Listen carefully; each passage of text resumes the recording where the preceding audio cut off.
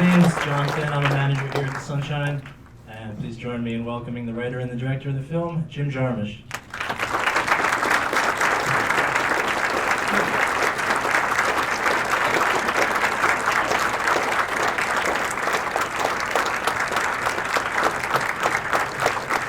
Thank you. No problem. Well, firstly, I just want to thank you for being here tonight. We all want to thank you, I'm sure. Thanks for bringing your movie. All your films, the city that they take place in is like another character in the movie, like in Down by Law, New Orleans, Memphis, and Mystery Train. So why did you decide on Paterson, New Jersey as your next city to take on? I don't know. I went there just to visit the city of Paterson 20 odd years ago because of things I knew about it. William Carlos Williams, the great poet from Rutherford, but Paterson. Allen Ginsberg was born and grew up in Paterson. A lot of interesting things. A very interesting city that's the first really American idealized industrial city imagined by Alexander Hamilton because of the great falls there that they used as a power source. And it became the textile capital of North America, the first really industrial city, and therefore a very interesting history of labor strikes and a lot of problems. But anyway, just a very interesting place. I don't know. But it gestated a long time for me to make a film about kind of working class guy in Paterson named Paterson who's a poet. But if you've seen the film, I guess that's kind of obvious. Yeah, you mentioned William Carlos Williams, who wrote an epic poem called Paterson, and I know that he said that it's about how the mind of a modern man resembles a city. So how would you say that the mind of the character of Paterson resembles the city, or just how does his character resemble the city? I wouldn't, really. It was just a cheap metaphor. I did like the idea very much that Williams starts his poem, Paterson, his long poem about Paterson, making a metaphor of the city being a man and a man being the city. But as far as analyzing that any further, I'm the wrong guy to do that. I just I'm intuitive. I don't really know how to answer that. And if you're looking for significance in the film, forget it. Like really, we're going for that anti-significant significance, you know. Well, I guess I'll throw away the rest of my questions. Well, I threw my answers away before I came, so. Well, here's, We'll be even. maybe there's a significance. I was wondering a little bit about whenever he's writing his poems or he's thinking about his poems, you see the words come up on screen. Was it important for you to see his own handwriting? Is that like the actual writing part of the process? Was that important, or was it for another reason? Well, yeah, you know, it's a film, so obviously, first of all, it's not a social document of Paterson as a place. It's a somewhat imagined. It's hopefully has some flavor visually of Paterson, and it's kind of really diverse demographics there. And therefore, to show a poet's process on a film is not really possible. So we really only had a few kind of forms of him writing. One is when he's developing a poem, so it's sort of staggered a little bit and he's working on it. And then other times where he's finished basically a poem and is kind of presenting it in his head or verbally. And so having the words on the page, on the screen, was just an interesting way to give you more of the poem, to let you kind of observe it. But obviously, you know, a poet would cross out a lot of stuff, he'd go back to it, he might edit it, which they seem to just flow magically out of his head. But it's a film, it's fake. So yeah, we thought it was a good way to give you the poems as language and visually too a little bit. And we used Adam Driver's, we made a font of his handwriting to use it. So when you see him writing in the notebook and you see it on the screen, it's the same. But yeah. And Ron Patchett is a poet that I love very much, who he wrote the poems, some poems for the film, and other poems existed before the film. For example, the poem, Love Poem, in which the first poem where he talks about Ohio blue tip matches, is a poem he wrote in like 1979 to his wife, and I used it and then incorporated elements of it, we did, into the film. And then you had to find a box of Ohio blue tip matches. Yeah, not so funny, because they still make Ohio blue tip matches, but they abandoned that box a long time ago, so our art department had to remake the box that's referenced in the poem. But I'm used to those matches because I grew up in Ohio, and we always had plenty of matches in our house, which were always Ohio blue tip matches, so I was used to that exact box, actually. Great. Well, all right, let's kick it over to you guys. Who has a question right here with the glasses? I thought it might have been an accidental set of illusions throughout the movie, or just unconsciously projected into it somehow, but when in the final scene where he walks by the bar and you can identify that it's called Shades, it made me think that the allusions to a lot of things in Mystery Train might have been more deliberate. It's obviously a highly constructed artifice. I'm wondering if that's true, and how to think about that, or how you. Well, it's very strange in life how things intertwine and interweave, sometimes consciously, sometimes not. A film we made in 1988, 89 called Mystery Train. There's a bar in that film called Shades. And in this film, you don't really, you never see it at night, but only in the last scene where he's walking by do you see it in the daytime. But it's interesting because Mystery Train, Masatoshi Nagase, the actor who plays the Japanese poet, was in Mystery Train. He was 19 years old then. Have the Japanese, the American iconography that draws a Japanese tourist to this otherwise Yes. working class, not otherwise a distinguished town. And another weird thing is that, synchronistic thing is that Steve Buscemi is a very old friend of mine. He's in the film Mystery Train. The bar that we shot in here, Shades, was the bar that he made his film Trees Lounge in 1990.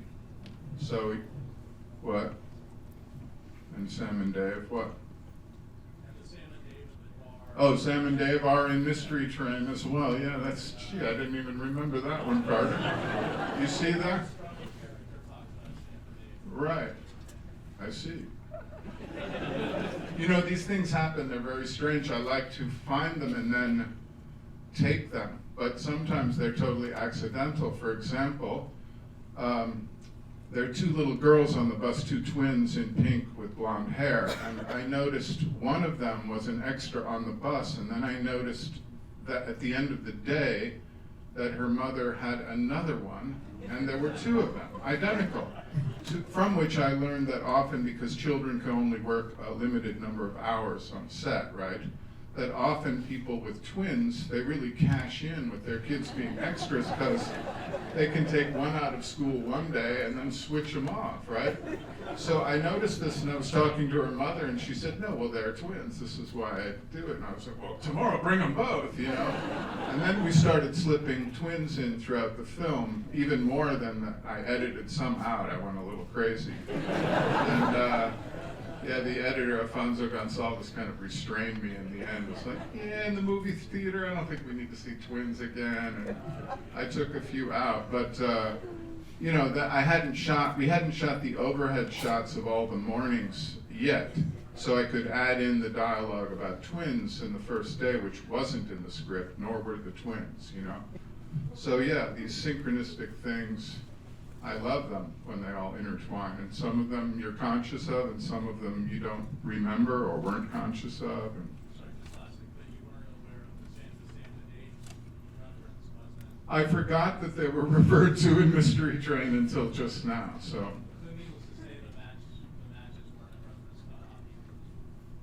The specific matches.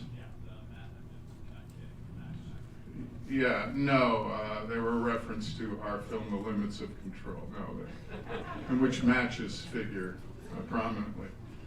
But you know, the problem for me is once we've finished a film and it's been seen by an audience not as a film festival, I never watch my films ever again, or our films. So I have not seen Mystery Train since 1989, so you gotta give me a little bit of a break there. Carter has, but that's his problem. Do you have another question right over there? Yep. I'd like to thank you for this film. It really was a beautiful film. You know, just driving on that bus, you feel like you're driving it yourself. And you know, there's a lot of wonder, things that you just never notice that all of a sudden you do notice because you brought them to us, just like a poem. So thank you. Well, thank you. It wasn't me, though. It was all of us making this film. Thank you to everyone. Thank you. I must say that, you know, spending a week or more filming in the bus, riding on the bus, and looking out the windows, I'm not a big bus rider. I'm more of a subway guy, the Iron Horse, you know, but I love so much the perspective of the bus, the height of the bus, because the people on the street when you're on the street, you don't really look up at a bus, you know, and a bus is very different than being in a car or on a motorbike or a bike, you know, it's a very different perspective. And watching the world of Paterson just drift by from that height was just very moving and beautiful. I think I'm still having dreams sometimes. You create wonder. I mean, that's what's so beautiful about it. It's just wonder. Well, everything thank you. is incredible. Twins, buses, everything. Thank you. Cheerios. A transgender dog actor. Because Nellie played Marvin. So she went transgender too. Very good dog actor. Oh, yeah, right here. Hi. So cinematically speaking, the stakes in this film are relatively low, and yet we still feel invested in these characters' lives. So can you talk about how you manage to draw out such universal themes by focusing in on the specific? No. Next question. I don't know. I mean, the film is about accumulating details, ordinary details, and looking at them, just looking at them, and allowing them, I don't know, there's no kind of hierarchy of importance in the film, really.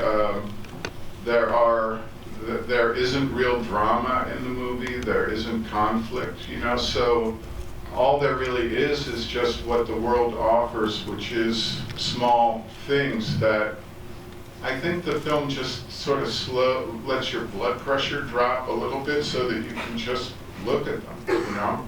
But beyond that, I can't really answer that. I mean, I love your question. I wish I had a good Terrence Malick kind of answer, but I don't really. You know, it's really just about appreciating small things and letting them enter you, I guess. Okay, right up here. Oh. I had a question about your process with creating the characters. They seem to be sort of formed around the actors to a certain extent, with Adam Driver's Marine, photograph in the past, and Golshifta was listening to Iranian music. I was wondering what your process was like working with them to create these characters.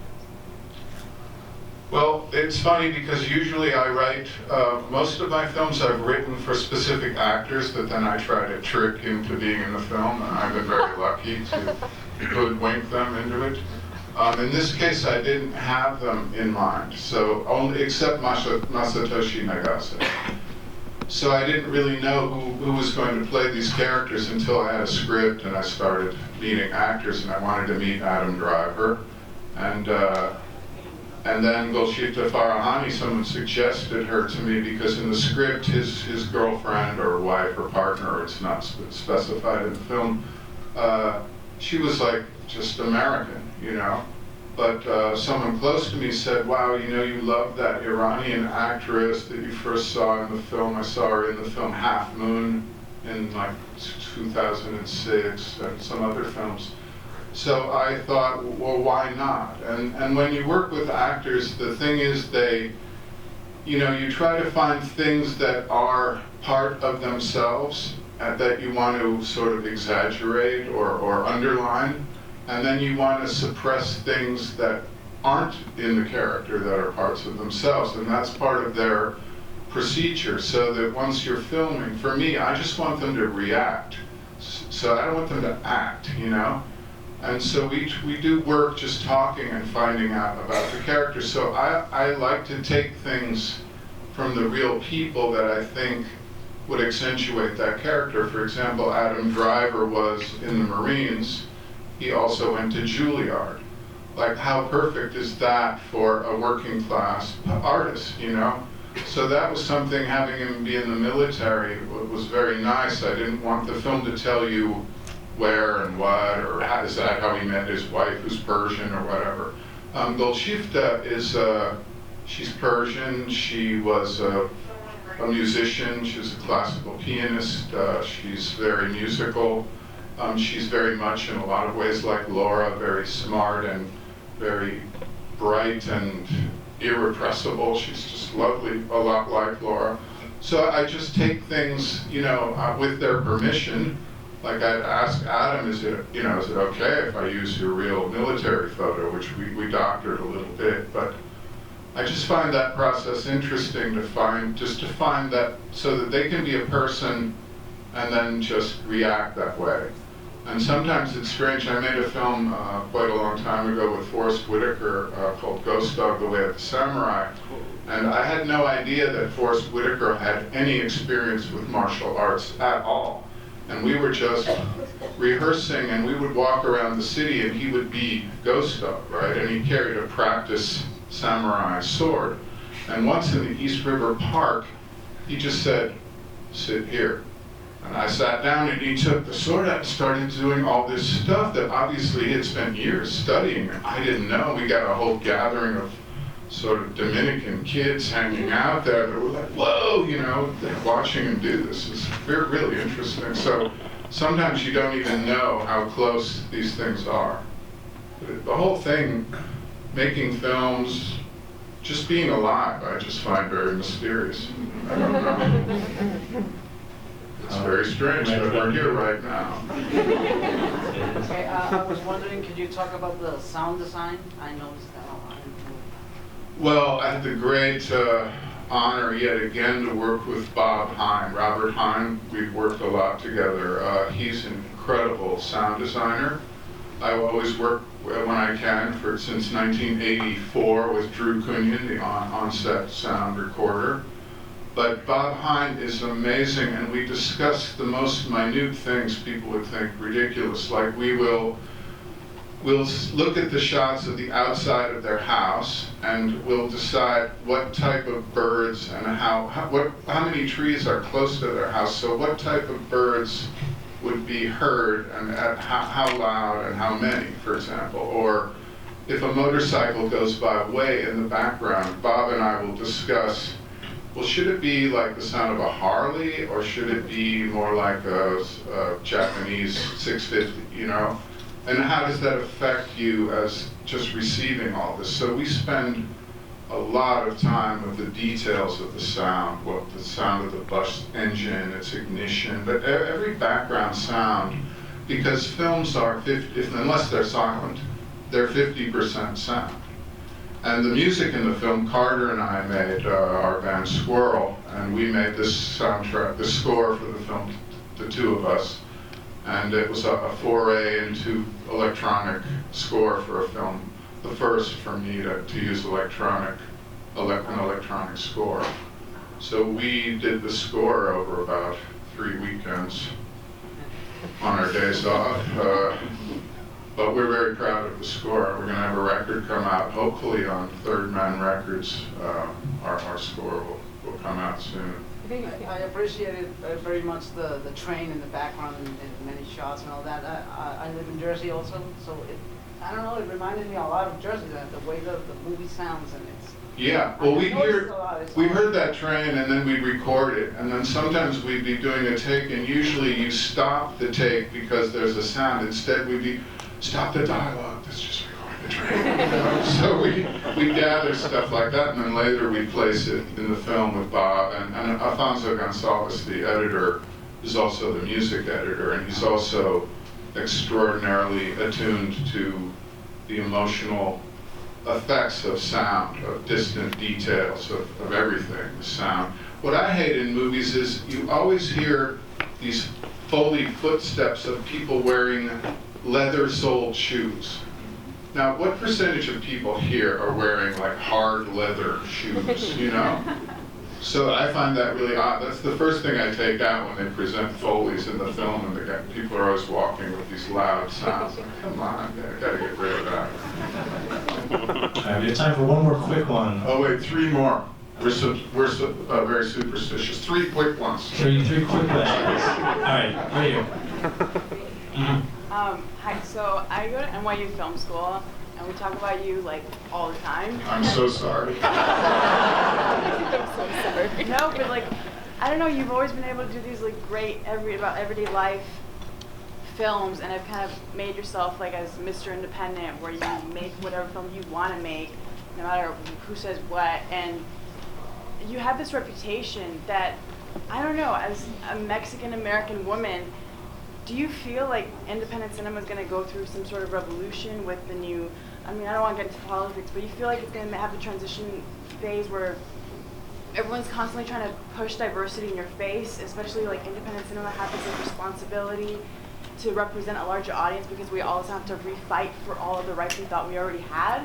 Do you feel that pressure at all? You know, I don't, because I don't know what's going to happen.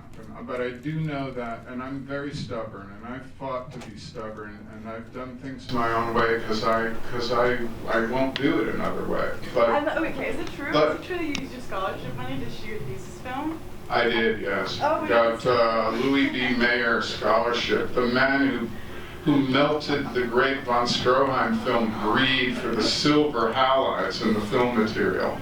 I got a Louis B. Mayer scholarship, so instead of paying my tuition, I used it for the budget of my That's film. so bad. But the answer to your question, which I don't have, but my response is, you just have to do what you believe in and make films that you want to see, and don't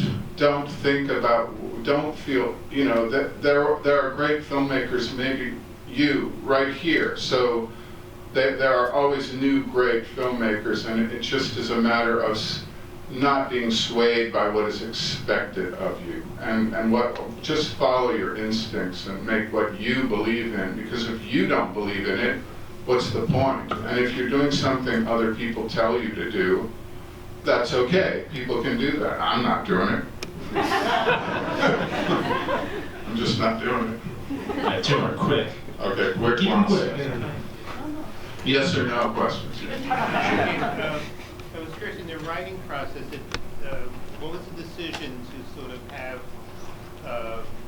him being a non-published, you know, because he's an intensely involved poet. You see the way you set up his study downstairs, books and books, yet he's not going to readings, doesn't have other poet friends, he's not sending out. Was there any part when in the script writing that you thought about having him? Yes, I did think a lot about it, but I just thought in the nature of the person, it's a character study of the film, you know, and I just thought that this guy was just not good at that side of it. It just wasn't part of him. And I know a lot of great artists who do great things, but they don't know how to disseminate it. But it doesn't mean and maybe their art is even greater because they really are focused on it. And it's like when people have some part of their brain accentuated, like they're autistic, they have a real gift, you know, that's given to them, but then they have a deficit maybe socially. And I think of Paterson a little bit like that. He's just not really able to think about that much. And he is kind of isolated, and he doesn't have really poet friends that we know of observing him in this week. But he also works in a job that lets him drift. He's not working, you know, on a construction site where he has to interact all the time. He is kind of alone, and he's in his own world. So I thought a lot about it, but I thought this guy, something just told me he's just not good at that side of it. To the dismay of Laura a bit, you know. but he's good at what he does, and he loves the form, obviously, of poetry, and he's good at it. So that's kind of as far advanced as he is in that realm. Thank you for indulging. Okay, one more. The answer is no. In advance. Pick out the shortest question. Who's got the... Someone who hasn't asked one before. Does Abbott and Costello have anything to do with Romeo and Juliet? Not that I know of. I'm still trying to figure that one out, actually. It's just that they were both twins. And no, I don't know. It's one of those things where you write a script and it's 3 a.m. and you're in your underwear and you write it down and you don't remember why you wrote that. And then months later, they're actually saying the stuff and you're like, wow, did I really write that? I don't know. Thanks again to Jim Jarmusch and Carter and Zach. Thanks for being here. Next weekend at midnight, we are showing Ghost Dogs. So come back and check that out. Thank you so much for coming. Thank you.